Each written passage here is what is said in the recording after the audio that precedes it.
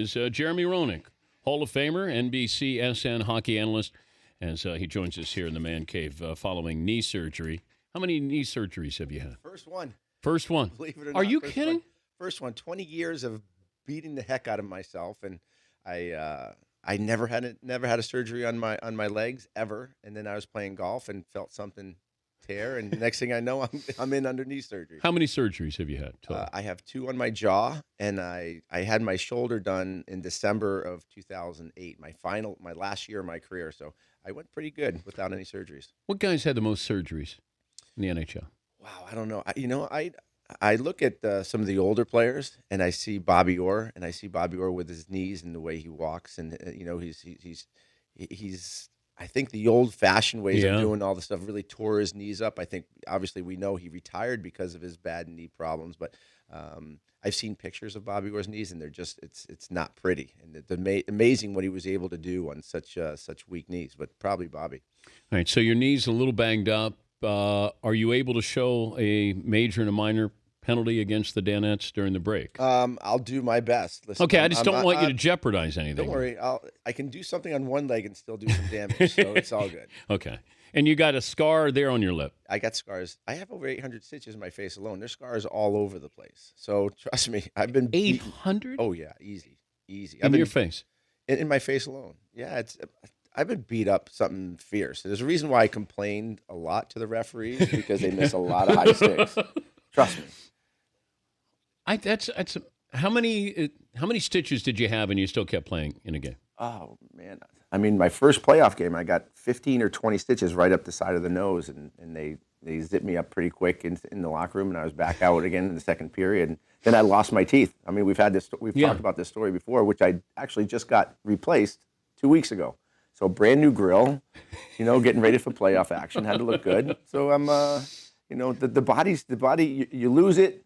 Then you get it back and you lose it again. I lost it, but I'm replenished right now. But it's the hockey mentality that other guys have gone out there and played. So you can't be the guy who doesn't go out there and play because your teammates are going to think something different of you. I think it's important, at least for me. I wanted to be somebody that showed that I loved to play with pain and I could play with pain and come back early. Always wanted to show my dedication to my team and my city by playing through the injury, or at least coming back a lot sooner than most people. When I broke my jaw the first time in 1998, I missed 15 days. I had my jaw broken in 4 places, missed 15 days, and played Game 7 of the first round of the playoffs with a big stormtrooper mask on, and was I think it creates a new, different kind of perspective of the way people look at you, and I think, as a hockey player, you're known as a big, tough, physical, macho guy, and I like to try to be that persona all the time. But would you be different if you were just playing? You started playing hockey now in the NHL. Yeah. Would you play differently? No, I would. I do it all the same. I think some of the rules have changed. Would the sport let you play the way you did 15 years ago? Yeah, I think, like I said, the rules are different now.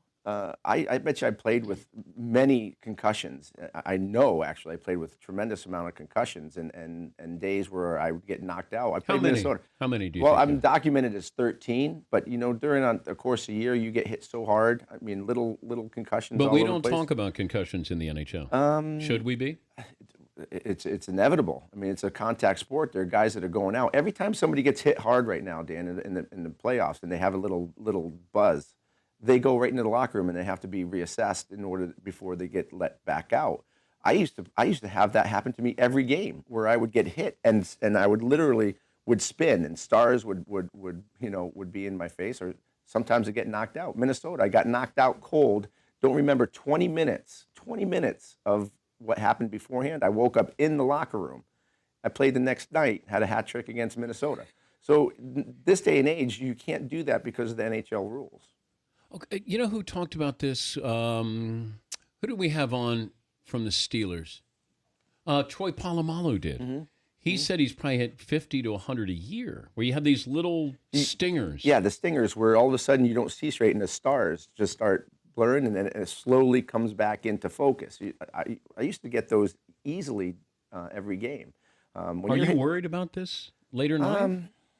I don't think I'm worried. I think I have my fingers crossed, and I think I'm hoping that when I'm 50 years old, that it doesn't, that damage in there doesn't kind of decay and start dealing with my mental state. My mental state's already pretty bad as it is, but my memory. But again, if I had a choice to do it all again, I would do it the same way. I wouldn't change. Even we know that concussions can cause, whether it's Lou Gehrig disease or other things of that nature. I would not change a thing in my career of how I played. He's Hall of Famer Jeremy Roenick joining us. Dan Patrick Show. We'll dive into Rangers, Canadians, the Blackhawks, and the Kings coming up in a moment.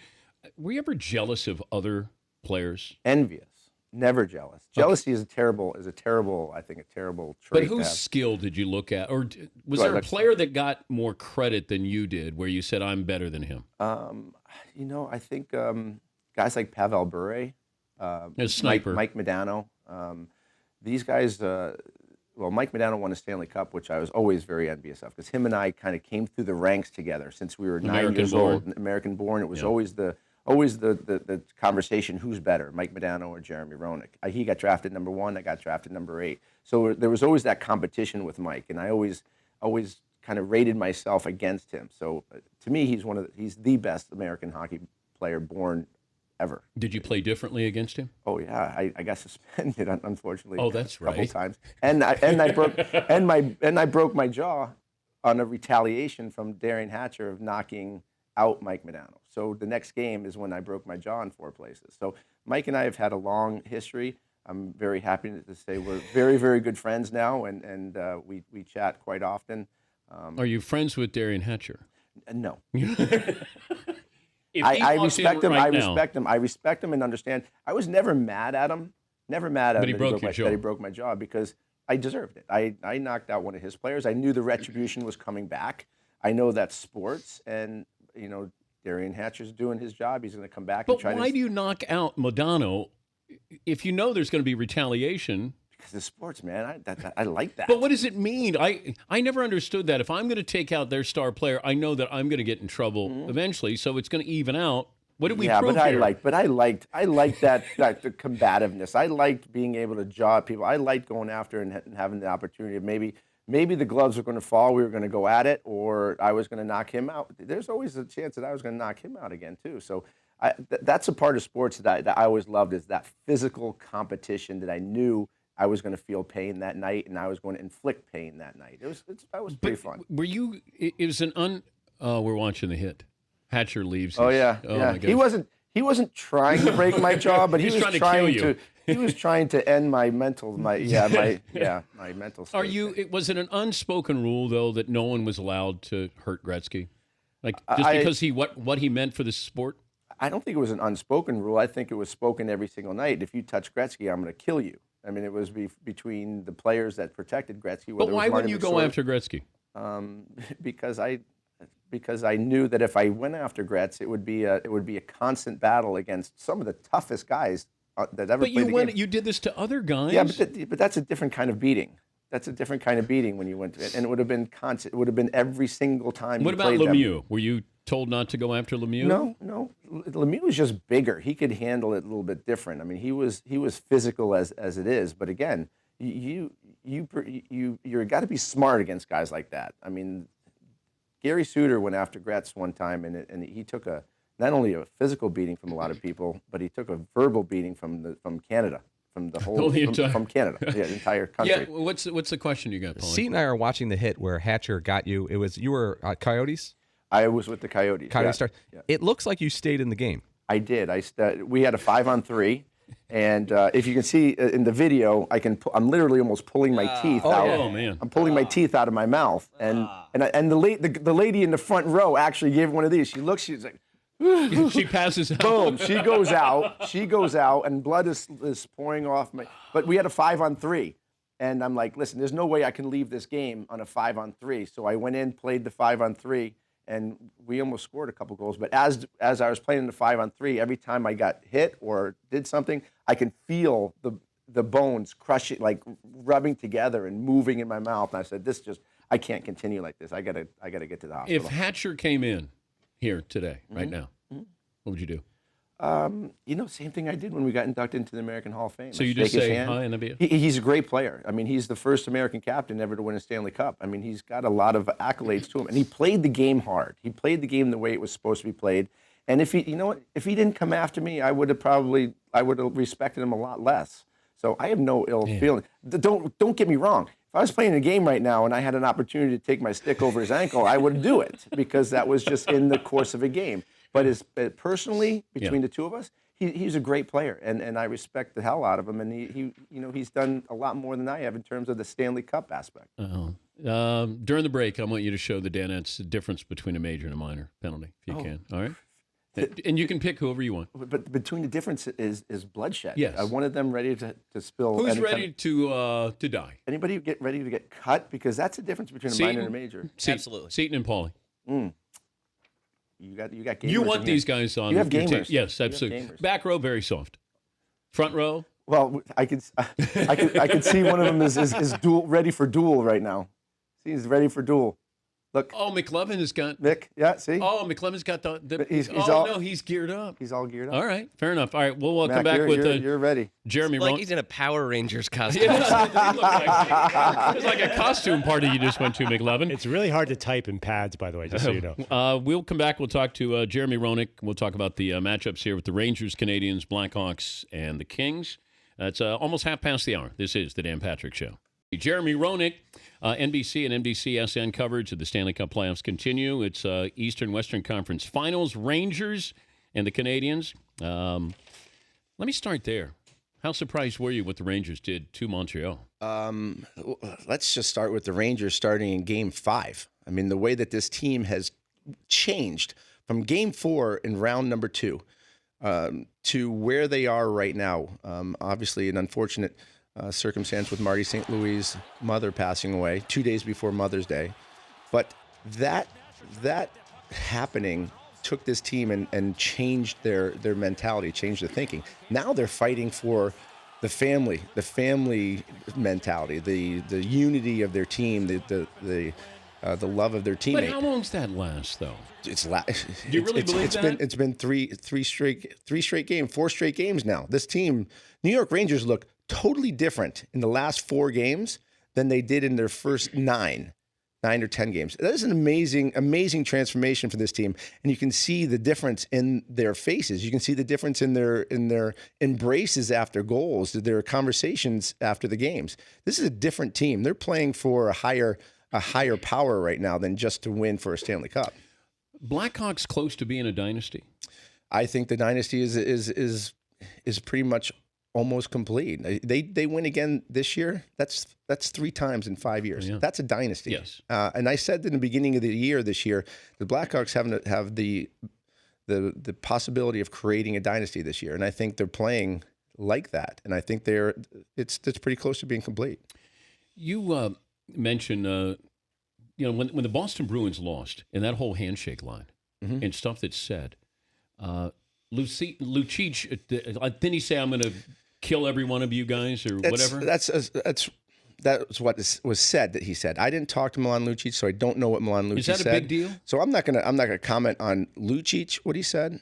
That's his own pride. I don't know what he said, so I think he said. But in general, that line shake is very respected, and it's a really big part of our sport, which separates our sport. It's the respect of the two teams. There's no need. You never muttered under your breath? I didn't, but I've had people mutter stuff to me, and that line sometimes has, there's a lot of P words in there, there's a lot of F words in there, there's a lot of name dropping when you go through there.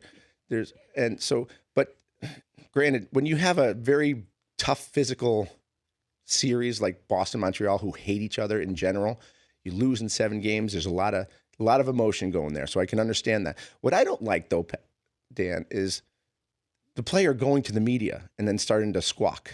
What happens in that line, to me, should stay in that line. Hey, if I'm Dale Weiss right now, and Milan Lucic said that to me, I'd be like, bring it on. Next year, I'll see you. I'll do it on the ice. I'm not going to go to the media and say, Milan Lucic said he's going to kill me. Okay? You don't need to do that. Let the media do don't bring stuff between the players and what's happening in that line. Don't bring that to the media and start, creating that.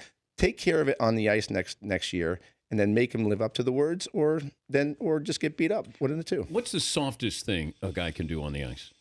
What's it's the diving. I think the diving. Who was bad? There's I hate to say it, but it's a lot. It's more the European style. I know they're tougher, but you see soccer players, they dive all over the place. So is Crosby known as a diver? No, Crosby. He complains. Crosby is not a diver. Actually, Okay. Crosby probably fights through more abuse and more things than most players do. And he would not go down. He's one of the strongest skaters. He wouldn't dive. He'll give you the extra second and third effort to try to get by. Yes, he does complain a lot about the refereeing. He doesn't complain as much as I complained when I played, but is he still the best player in hockey? I think he's the best player in hockey in the world for sure, but I think the gap is shrinking. The gap is shrinking because if you ask me, and I said this publicly on radio, if I had to start with a player to start a team right now, and that was not a goaltender, I would start with Jonathan Toews for the, if you watched his career and watched all the big games that Jonathan Toews has had to play, he's noticeable and is effective in pretty much every single game. If you included goaltenders and you're going to start a team, I'll probably go with one of three goaltenders. I would go with Tuukka Rask, I would go with Jonathan Quick, or Henrik Lundqvist, because you win with goaltending. And those guys. But if I said you can have anybody on the board, I'd probably go with probably Tuukka Rask first. And, really? Yeah, I would probably start with Tuukka, then probably go to Jonathan Quick after. But sometimes you'll watch, and Sidney Crosby will be on the ice, and you don't know he's on the ice. Can you be the best player and not? Like, there are times when I thought he disappeared. You can, but I'm gonna emphasize, Crosby gets more physical attention and guarding than any player in the league. And you saw how he was dealt last year with Boston. You saw what Brandon Dubinsky did to him in Columbus. What Brassard did with him against the Rangers. He gets an amazing amount of beating, and sometimes it's hard to play through that. I mean, his goal production this year was obviously totally the talk of Pittsburgh, and he's going to have to answer to that. But I said he's still the best player in the world. But I think that gap is shrinking between a lot of players. This just in, California Chrome is allowed to use the nasal strip. So we thought that was going to happen. Hockey players wear nasal strips? They used to when they first came out. Yeah. See the guys they got so much abuse on the ice for wearing those that they work though. I'll tell you, they work. But no. I took Sudafeds when I played. That cleared me up a lot faster than the nasal. If I said you don't have to have a helmet right now to the guys in the NHL, how many guys go without helmets? None. Zero. Man, it took a long time for you guys to all buy into that. Yeah, and it's now going to the face mask. You see, with all the eye injuries, Mark Stahl getting hit in the face, a couple other guys getting hit in the face. The shield now is becoming even more important with the way these guys play, because it's so fast and so reckless nowadays. And I still think the respect is not returned in the National Hockey League. I think these guys, they go for blood and they go for war. They're big salaries right now, and guys are fighting for jobs. The lack of respect is immense in the game right now. So because of that, you're going to get a lot of injuries. If Gretzky doesn't go to the Kings, are the Kings still in the NHL? They're in the NHL, but they would not. I think they would be one of those teams that were battling tooth and nail just to find the playoffs. They would not be the one of the favorites. Is it still cool? Because Gretzky made hockey cool in Southern California. Yeah, he did. And anybody that goes to the Staples Center to watch a hockey game, they would be shocked to see the support and the sold-out building that the Kings get every game, and how loud it is, and their education of the game. They know the little things that are going on, and they react to the things that are going. Playing Staples Center is an amazing experience. It's loud, this would not be this way if Gretzky did not go there in 1988. But the seeds of that in 1988 to hockey being a U.S. sport. How much is Gretzky? He's not going to take credit for it. How much should we credit Gretzky for being able to come into the NHL, into Los Angeles? I think it's huge. I mean, our whole sport has been created by Gretzky, Lemieux, Bobby Orr, some of the major guys of the sport. Obviously, the generation now, we all look back at Gretzky and Mario as being the key figures, the best players ever to play. If Mario stayed healthy, would he be recognized as better than Gretzky? It would be close. I mean, you look at the points per games. I still think Gretz's numbers are just totally overwhelming. At their best, one game, who do you not want to face, Gretzky or Lemieux? Oh, man. That's like they're two totally different type players. Mario would hurt you physically and score goals, and Gretz would just frustrate you mentally and score lots of points. So who are you taking? I'll take Gretz. Come on. I take Gretz. All right. I mean, be a suck up. Okay, great. A suck up. How's that being a suck up? Gretz and I put in my book. Him and I used to go to wars all together.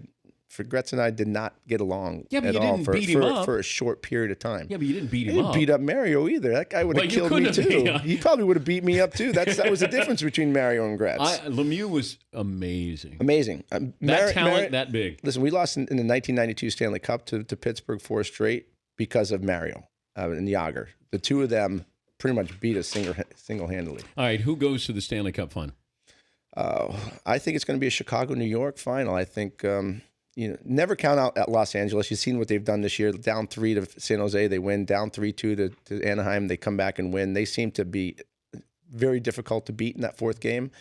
But like I said earlier, that Chicago dynasty just seems like it's going to roll along. I think it's going to be a Chicago-New York final. He's Jeremy Roenick, NBCSN hockey analyst, resident tough guy here for the Dan Patrick Show. If you want to pop any of the Danettes on your way out, you can. McLovin, great job, buddy. All right. We'll come back. We'll get to your phone calls. This is the Dan Patrick Show.